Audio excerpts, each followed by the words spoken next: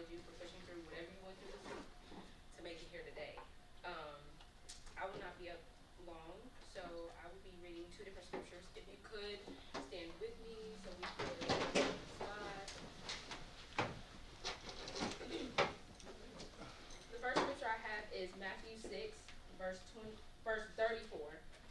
It reads, "Therefore, do not worry about tomorrow, for tomorrow will worry about itself. Each day has enough trouble of its own."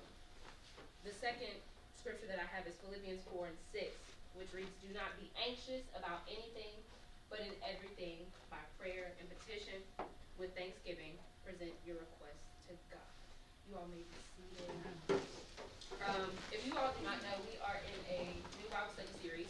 CJ gave it to me about a week ago, and it is called Under Pressure. So for my message today, I wanted to take a topic as being blessed under stress. I know that each of us in here can recall or remember a time where we were under pressure or under any enormous amount of stress. We just left off of fall break, which means before that we had midterms, right? Were they hard for y'all at all? A little challenging? Okay. That was probably a lot on some of us. And maybe you may have had things go on in your own home over the last semester, and that was possibly very traumatic or painful. These things of life, the things that put us under pressure, and it's sad to say it, but they were meant to happen. Yes, it can be unbearable, it can be frustrating, and it could also have you saying some unkind words that you normally wouldn't say in front of other people. But we should be reminded that to everything there is a season. And for every pain that you go through on a daily basis, where it is mentally, physically, emotionally, there is a reason for it as well.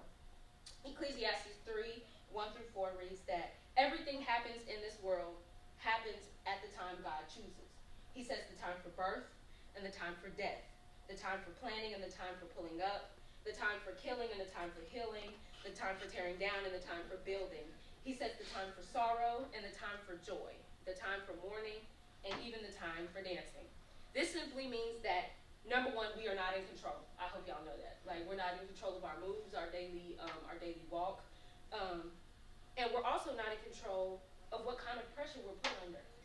But whether the pressure was put on by God or by the choices that we made ourselves and the situations that we put ourselves in, it was meant to happen. That's good. All of our slip-ups, our mess-ups, and even our breakups, come on, our breakups, no matter how they fell out or how bad it may have seemed to be in the moment, it was meant to happen that way. Rather than rejoicing in what it could have, rather than mourning in what it could have been or what we wanted it to be, we should rejoice in the fact that no matter what choice we make, God can still get us where we are supposed to be. I hear a lot of times people say, "Oh, I feel like I'm going down the wrong path." In your mind, you may be thinking you're going down the wrong path, but anytime you take a slight detour, God realigns you to still be on the same road, that straight road that you're intended to be on. Just like these roundabouts out here. I had to give Mimi directions to tell her exactly where to go. And even if she took the wrong turn to go on the roundabout, there's another roundabout that should take you exactly where you're supposed to be. Wow. Being under pressure is not an easy thing. I'm not going to fake it and tell you that it's going to be easy and that it's going to be sunshine and roses. Because whether or not we realize that God has it already figured out. The biggest mistake we make is thinking that any type of pressure that we are under, that we're being punished. I know that some of us in here are going through some things right now that we feel like, okay, God's not listening. He's trying to put me through the ringer because I did this, or he's trying to put me through the ringer because I did that. But that is not the case. Your pressure that you're experiencing is not punishing you, but it is preparing you for the blessings that God has in order for you.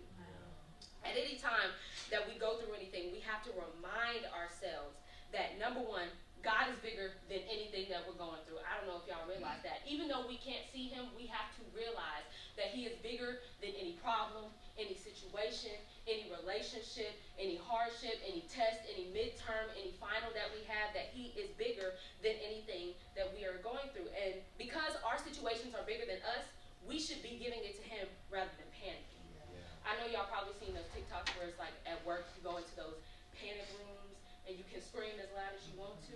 Yes, it is okay to scream. It is okay to panic. But do not not get amnesia, nor do not forget who is putting you through these things.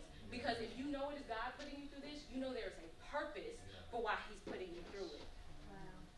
And yes, I know me saying that is easier said than done, but I hope eventually we all come to a level of acceptance that whenever a hardship comes your way, that regardless of what you're going through, God is still good. Yeah. And he is going to continue to keep you like he always has.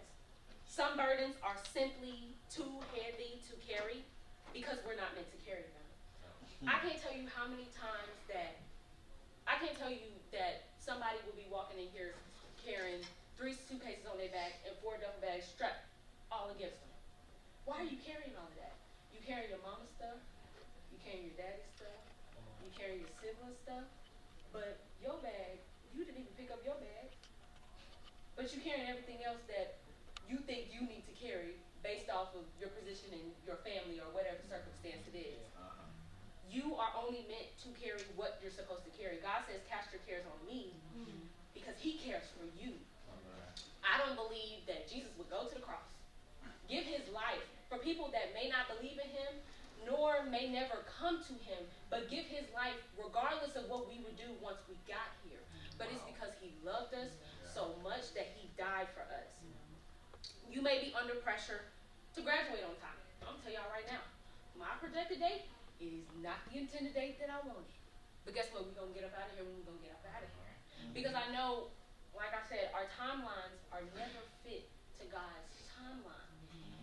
If your timeline is like, okay, I'm going to get out of here in 3 years. God's timeline may say, you need to get out of here in like 5. And you should never beat yourself down about, well, why is everybody else getting this? Why am I not in the race with everybody else? Your race don't look like everybody else. You're going to get there when you get there. And there's a reason why you're going to get there while you get there. Because God knows that there are certain obstacles, there are certain people and opportunities that you do not need to run into. So he's going to not delay you, but he's going to help you avoid those situations. You may be also under pressure to be perfect or to always have it together. I know in high school, a lot of people had a lot of pressure to keep the grades that they had. Or depending on your social status or where you are in your life, you may always feel the need to be perfect and have it together. Me and CJ are PKs. And we are put on display because both of our parents are preachers in Murfreesboro. If I go out to Walmart, if I'm out at Walgreens, I hear, are you Pastor Taylor's daughter? Oh, are you Bishop's son?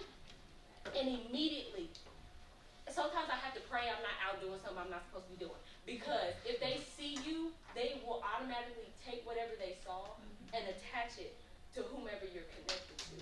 So, a lot of times, I try not saying not to have fun, but like I try to keep myself closed a little bit. So I'm not putting out an image for my mom that's not supposed to be out there. But we have this thing of always being perfect, always having it together.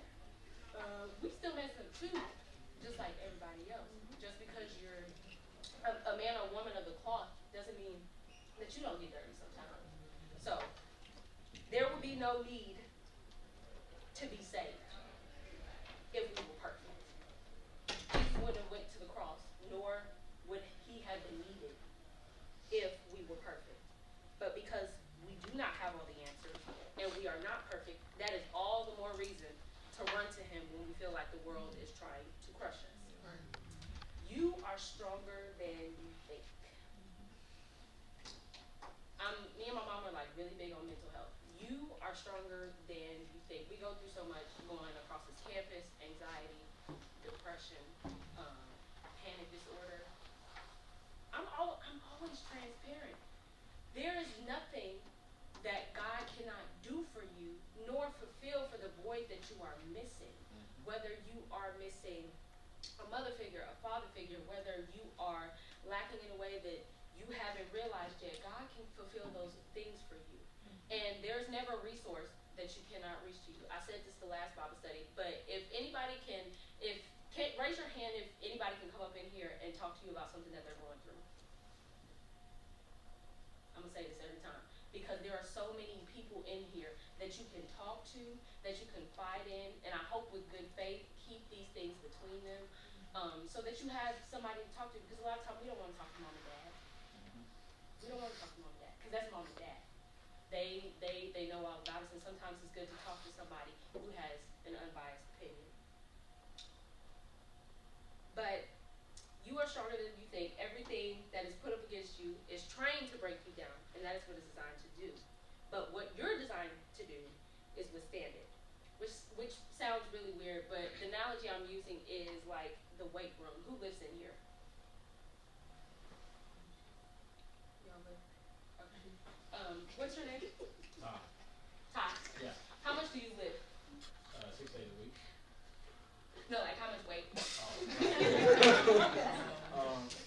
Bench press 230, squat 300. So that 230. Is that 230 heavy to you? Yeah. That 230 is heavy to you. Why are you pulling 230 if it's heavy? I get stronger. Wow. We don't lift what we can handle, but what challenges us to make us stronger. That's why we go up in weight, so that every weight we go up, we can be trained to withstand with once that we struggle. He said he's doing 230 right now. What's the next up from that? Because I don't know. 235. 235. So he might be at 235 next week, and 230 might be too light for him.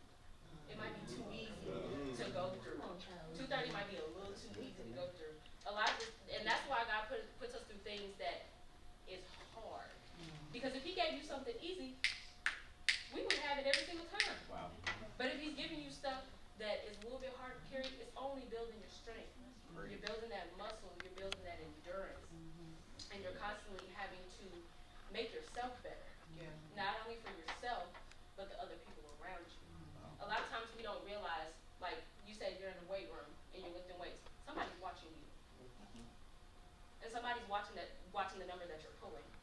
They may be at what, 50, but they're watching you pull that 230, and they're like, how is he doing that? A lot of times when we're in a under pressure season, or we're waiting to hear from God, we're in like that waiting room season. Like when you're in the waiting room at a hospital, you're waiting to be seen by, the doctor. But while you're in the waiting room, people are watching how you're waiting.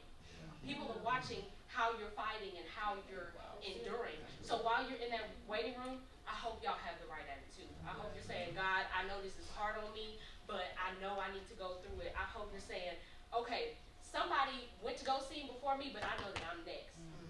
A lot of times we get impatient, and we're like, why is this person getting this before me? Like, I got here at 2 o'clock. They got here at 2:05. They already going to get seen. But it's never about the position that you are in line. It's the strength of your waiting. It's about the strength of your waiting, and being able to wait as long as you can, because you don't know how long you have to wait. Y'all know certain people in the Bible had to wait a long time to get what they needed from God. Sarah, she was about 100, trying to have a kid, but she had that kid when she was, very much older. But your blessing isn't always dictated on when you want it. Yes. The blessing is in when He gives it to you. Wow. Because you will never be able to fully appreciate what He's giving you unless you've had a little time to wait. Because I've said this a lot. If God gave me what I wanted right now, I would mishandle it. Like I'm not fully prepared nor ready to handle what I'm asking for. And if He gave it to me right now, I blow it. It's like you taking money and going into a casino. You know you got to waste that money. But a lot of times we get so down about self when God is making us wait for certain things. It's not punishing you. He's preparing you. And it's kind of like when your parents are telling you, y'all are at the shoe store, and whenever they touch your toe, they're trying to see where it's at. And a lot of times we think, okay, that shoe is too big for me. Why are you getting me a shoe so big on my foot? Like, I look crazy, I look ridiculous. And the reason why she gave you that shoe is because she needs you to grow into it. If you got a shoe your size, spot on, and and you're still young, that shoe is going to run out within a year. In you waiting, you will get the right thing at the right time, at the right place, with the right person, because everything has to be aligned in his plan. We should aim for perseverance, because without perseverance, you can't get to your purpose. Everybody in here has a purpose for their life. Many of us, a lot of my friends in here, I'm so glad they came out. They are in ministry. A lot of them are ministers and in training. And what I love about them is that no matter where they are, they're not afraid to tell them about God. And all of their stories are different in their own way. And they will tell you, like, there was a certain point in time where I had to wait on God. There was a certain point in time where I couldn't get what I wanted until I fully trusted him. Because sometimes we so loud about what we want that we're not listening to what he's saying. Wow. I was in a Bible study earlier this week, and they were saying that in your waiting season, you have to be extra patient with God. And if you're not listening to him all the way, it's because you are basically impatient. Because underneath all of that, you know what you're supposed to do. We know the answer, but because we're impatient people, we constantly, give me a sign, give me a sign, give me a sign. I'm trying to stay away from signs. I'm trying to stay away from anything like numbers and stuff like that, because a lot of times those things fail. Those things fail. It could have been a glitch. It might have not been meant for you, but what we need to be looking for is his word and what he says. I'm not placing nothing in no hands of no numbers nor other people, because they can be fickle as well. But I'm waiting on God, because I know he has something amazing for me, and I know he has something really amazing for each and every one of you. I hope that you all are, staying strong in the season, because I know during the cold months there's like seasonal depression. I know with me, like once it starts getting cold, I start getting really down, and that's probably the most season where I feel like God is really not hearing me, because the biggest thing for me is hearing from him. And a lot of times we feel like it's supposed to be this big voice, like, Kyla, go left, go right. But it's in the moments where when you're not being so loud about what you want, that he shows up at the least expected time. And I hope y'all realize that he's going to come through every time. No matter what you're going through, every circumstance, every high, every low, no matter what you are going through, he will be there. Story of Job. He lost everything. A couple months ago, I felt like I lost everything. But one by one, just like Job, he started replenishing me with everything that I thought I lost, I still had. Job lost his family. I felt disconnected from my family. Job got sick. I got sick. Probably not the same sick, but I got sick. Job lost his wealth, all his land, his cattle. I had to quit my job. But it's comparing those stories that I had to realize that if Job went through that so long ago, I can be a testimony for today that I'm still here, that regardless of what I was going through, I didn't shut down. I may have cried, but I was still here. And that I have people around me that encourage me and that support me. And regardless of the fact, I just know that God is going to continue to be God, whether we like it or not. Whether his decision is what you think is good or bad, he's still going to be God. God could care less what you think you have planned for your life, because he already knows. Before you do or commit whatever sin you commit, he already knows you're going to do it. But he wants you to come to him and acknowledge the fact that he is there. So I hope you all have enjoyed it tonight.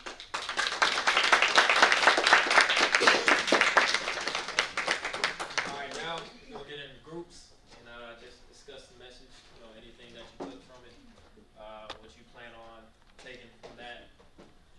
applying it to your life. So you got a plug group, you can get into your plug group, but if you want to get into a different group, you can as well. So